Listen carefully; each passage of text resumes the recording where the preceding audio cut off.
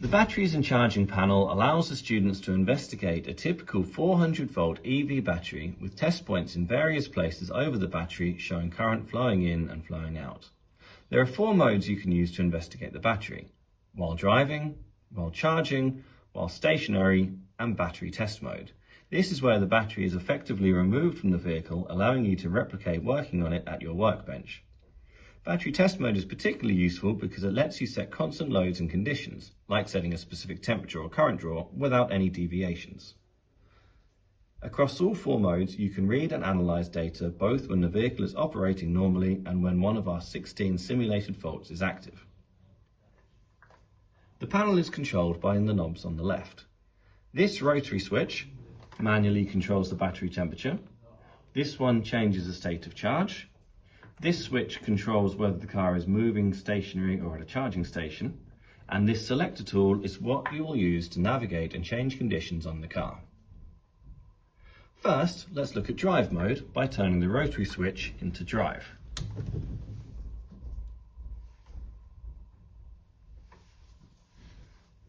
Everything in this mode is controlled using the selector knob.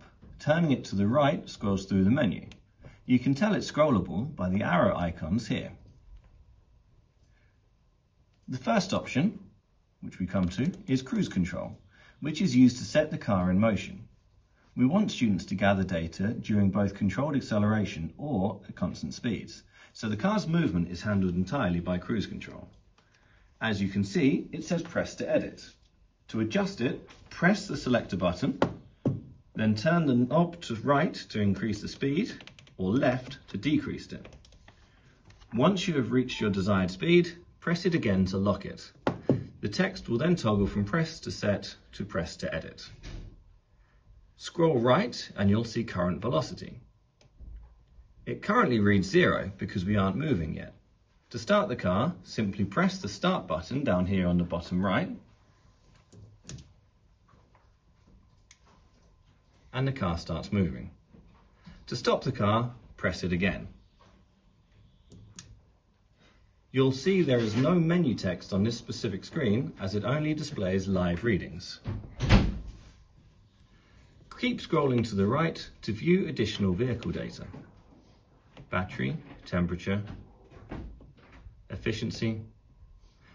Now we've reached the cell balancing screen. Since the car has only just started driving, all the cells are currently balanced. To view more detailed numerical data, you can interact with the screen by pressing the selector button to toggle to pages 2 and 3.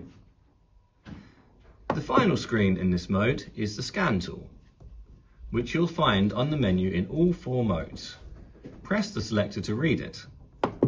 As you can see, we currently have no faults present.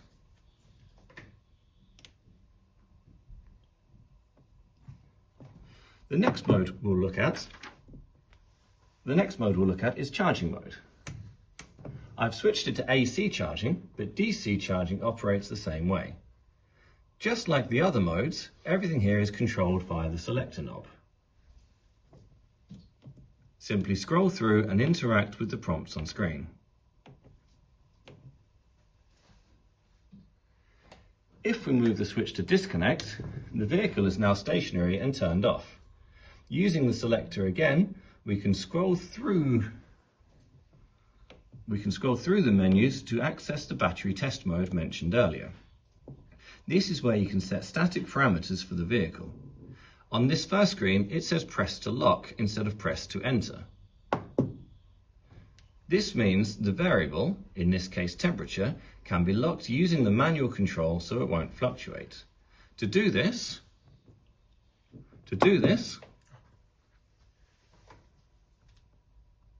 adjust the temperature using the battery temperature knob and press to set.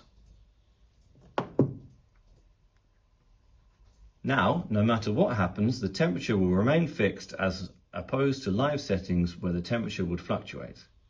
The next screen,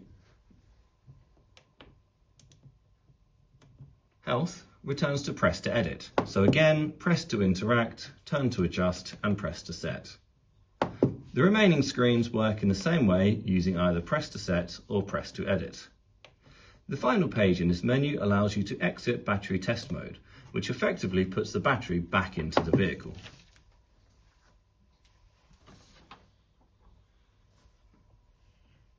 Scrolling past this point allows you to insert faults. Press to enter, then use the selector tool to input the password.